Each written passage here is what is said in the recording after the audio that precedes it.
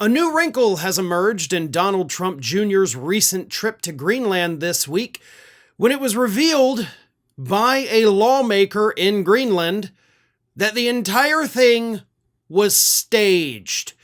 Donald Trump Jr. was, of course, sent over to Greenland to try to convince Americans that, hey, Greenland loves us. The people love Donald Trump. They're all wearing MAGA hats.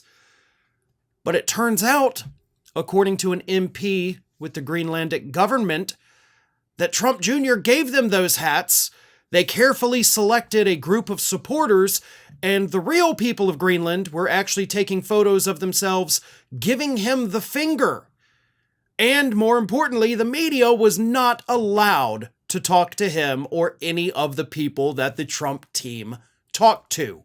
So from top to bottom, this trip that, of course, as I mentioned previously, lasted less than 24 hours, was totally staged.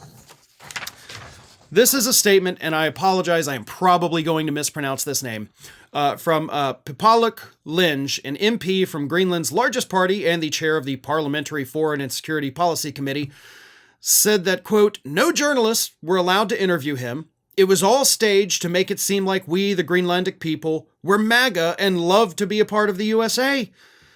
People were curious, but some took pictures giving him the finger at the airport. Some wrote on Facebook, 'Yankee, go home.'" The report continues, local media said that the Trump Jr. camp passed out MAGA hats to residents on the day of the visit, while video footage from the trip showed Jr. talking to cap-wearing Greenlanders on speakerphone during a lunch event. The person on speakerphone was his father. So he was over in Greenland. He's like, "Daddy, I've got some people here that are wearing MAGA hats." Without mentioning, by the way, I gave them the MAGA hats to wear because this is all one big publicity stunt. But the Greenlandic lawmaker didn't stop there. Like, it wasn't just that she was calling this whole thing out. She went even further to talk about the fact that the United States doesn't even take care of its own people, so why the hell would Greenland even want to be a part of our country? She added, "We know how they treat the Inuit in Alaska. Make that great before trying to invade us." For those unfamiliar with it, the Inuit population in the United States face a wide range of economic, education, and health disparities, including some of the highest rates of alcoholism and the lowest life expectancy in the U.S.